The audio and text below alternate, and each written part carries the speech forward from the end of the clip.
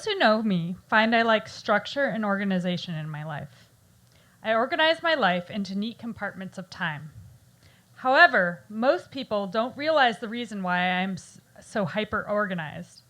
I like to provide space for unforeseen opportunities, to take advantage of potential parties, to go on road trips to unknown destinations, to meet the next stranger that will become my best friend, to grab the bull by the horn and ride off into the sunset. Carpe diem. Seize the day. You get the picture. Almost 15 years ago, I had just finished a hard game of dodgeball, and the team went to a bar for drinks to celebrate. Dodgeball was gaining popularity due to the prowess of Vince Vaughn and Ben Stiller. Rawr. Going into dodgeball, I was nervous about being hit like in grade school. Back then, the kids teased me by calling me Mouse. I acquired the nickname from my timidity and an equal love for cheese. As an adult, I found myself in my first game as the sole remaining target with nowhere else to run and the ball hurling towards me. Rather than tripping over myself, I stood my ground. In that moment, I realized I was no longer fearful of the ball. With that catch, I became the game changer, bringing back my teammate who had previously been out. Yeah, I was like the team's greatest heroine, and I got all the drinks. In the midst of high fives for winning our final match, I saw a girl skate up to the bar.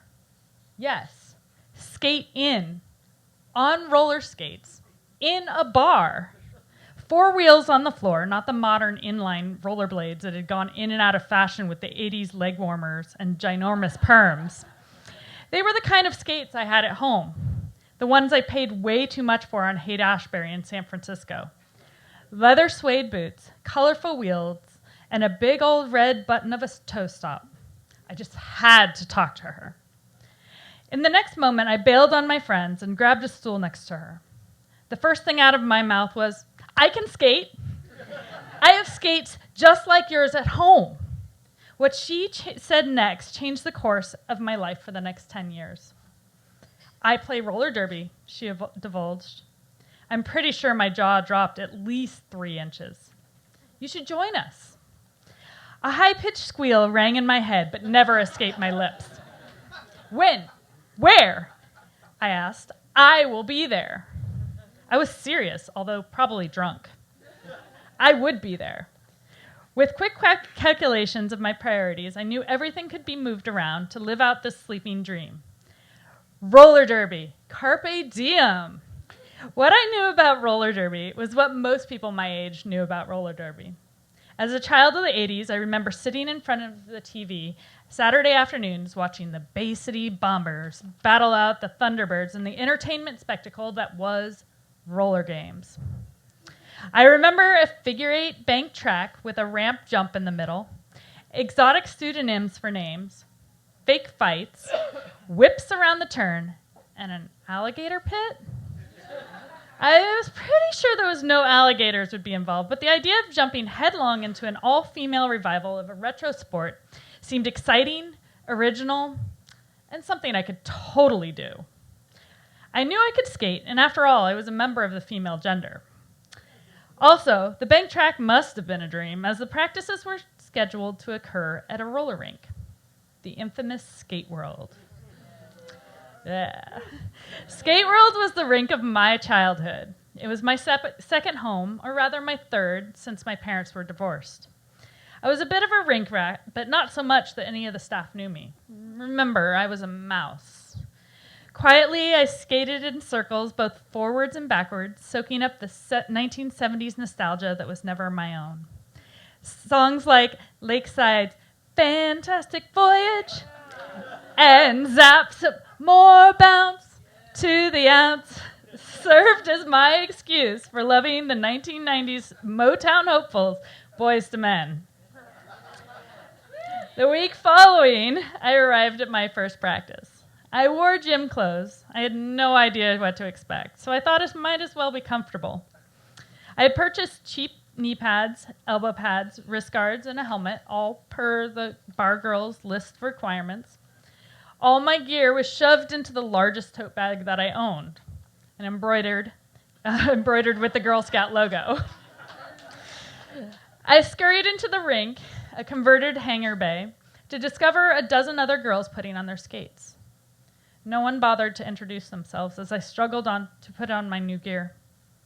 I almost felt like I was intruding. The girl I met at the bar wasn't even there, and no one seemed to be in charge.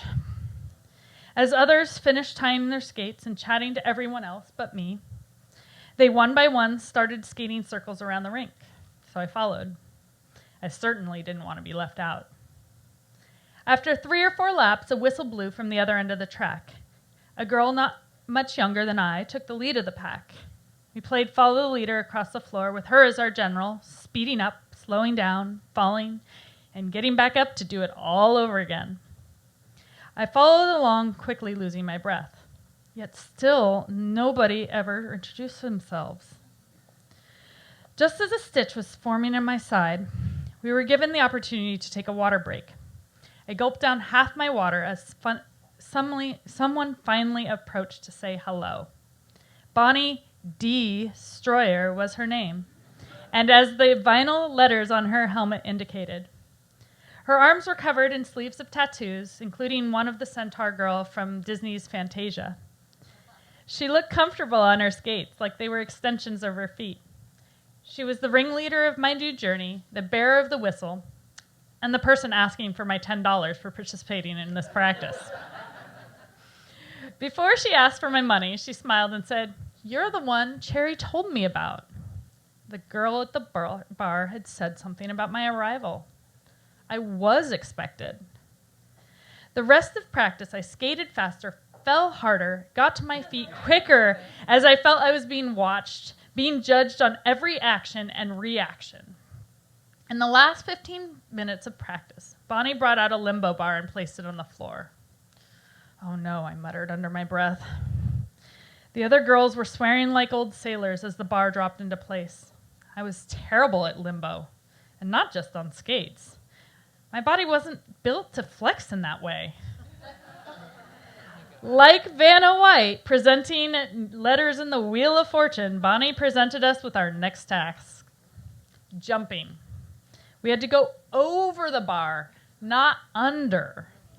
My reaction changed from agonizing dread to butterflies in my stomach excitement. Since I had knee surgery at age 5, I wasn't allowed to run or jump. I didn't care to run, but jumping was a passion and no adult could stop me, no matter the danger to my joints. I loved to jump on anything and everything, trampolines, beds, and off curbs on my skates. In my excitement for jumping over a limbo bar, I barely noticed that most of the other girls remained bitter. Clearly, jumping was not their thing. I squeezed into the line of girls as we took turns jumping. It had to be a 2-footed jump, not merely a step over the bar. Some girls cleared the bar about 6 inches off the floor. Others tripped over the bar, knocking it clattering. Bonnie gave encouragement to those who missed rather than berating them for their struggles. I got a good start, sprinting to the bar, made the leap, and cleared it with inches to spare. I could hear a round of applause, but in looking around, it was only in my head. After a few repetitions, Bonnie moved the bar up. Groans could be heard echoing throughout the rink. Some girls stepped back, giving up before trying. It was a challenge for sure, but one I gladly accepted. 3 more rounds of moving the bar and girls stepping away left me, Bonnie, and one other by the name of Steely Jan. Steely was petite and had grown up as an artistic skater, essentially a figure skater on quad skates. Jumping was effortless for her, as if the now 2-foot-high bar was merely a small puddle in her way. She landed with a soft tap. Bonnie cleared the bar with more reverberation as her skates pounded the wooden floor. It was my turn. I was aware of the eyes on me as I stared down the bar. I was the unknown, the enigmatic factor in the equation. I could read their thoughts in that moment. Can she make it? 2 feet, I thought. I could jump that height easily without skates. Why should this be any different? So I took a deep breath, made 1, 2, 3 strides, pushing against the wax floor to gain traction. Focused on the bar, I pulled my knees to my chest. At the height of my jump, I simultaneously heard 2 things. First, the click of my wheel hitting the bar. My gut hit the floor at that sound. I missed. Second was the exhale of the entire rink, a sigh of disappointment. But I landed successfully, both feet on the floor at the same time as the bar rattled away. At the end of practice, I sat alone amongst my gear soaked through with sweat. I found myself making a face at the wretched odor. A girl glanced sidelong in my direction and joked how my gear wasn't nearly that smelly. Not yet. An older girl dressed in fishnets and outlandish colors took a whiff of her own gear and proudly declared hers as the worst smelling of the lot. Nobody disagreed. I could smell her gear from where I sat 10 feet away. I laughed along, grateful. She grinned in my direction through nicotine-stained crooked teeth. Come on, join us for a drink, she insisted. I immediately consulted my memorized planner and visualized my future on skates. Helping to organize this fledgling league, become a badass on skates, and living to tell the tale. For now, I had no plans. The night was calling, new people to meet, drinks to be had, bulls to ride, carpe diem.